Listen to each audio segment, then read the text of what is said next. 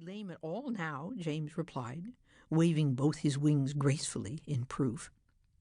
And we weren't much more than kittens when we flew all that way before. I'd like to see the old alley just one more time. Remember the lovely, smelly sardine cans in the garbage? Harriet said. Remember how you flew up and scared that huge dog?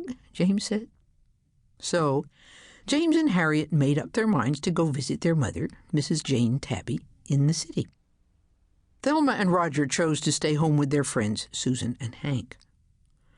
Think how sad the children would be, said Roger, if they came tomorrow and we were all gone. And indeed, the children were worried when they came to the old barn next morning and found 2 of the flying tabbies missing. They called and called for them. Roger and Thelma purred twice as much as usual, but could not explain where their brother and sister had gone.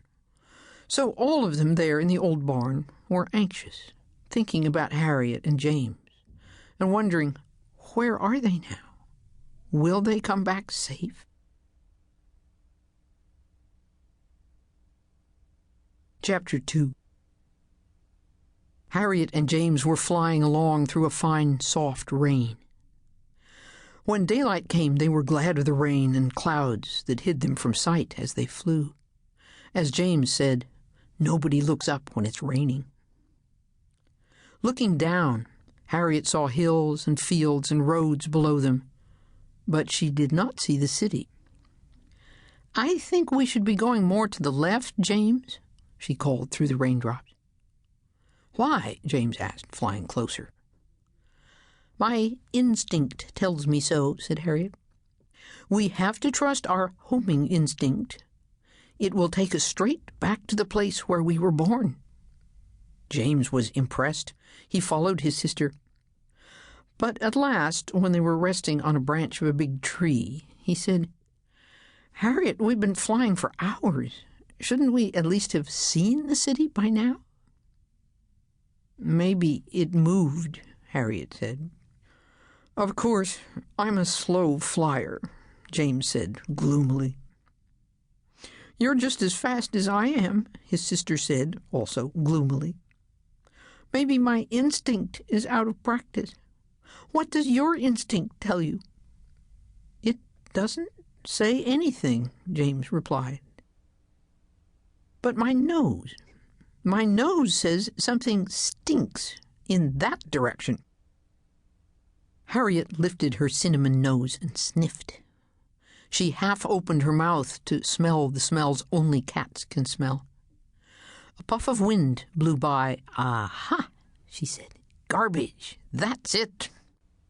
So they flew on, resting on a treetop or a roof when they were tired, waking in the depths of the night and flying on again.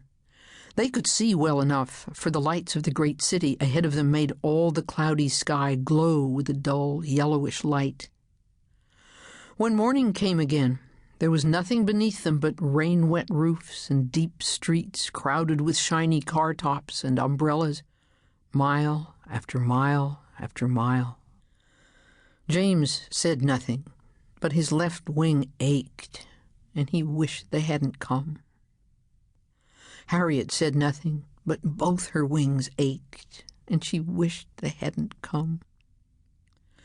They sniffed the wind, and whether it was their homing instinct that guided them, or their noses that recognized the familiar smells, they flew slowly past all the high office buildings and apartment houses to the narrowest, dirtiest alley in the oldest, poorest part of the city.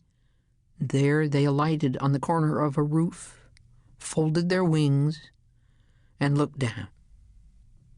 This can't be our alley, James, Harriet whispered. Where's the dumpster? They both thought of that dumpster, which they'd been born under and played in as kittens, as their home. And it was gone. I don't know. Everything looks strange, James whispered back. But I'm sure this is the place, aren't you? Harriet nodded. But if the dumpster's gone, she said in a very small voice, where's Mother? After a long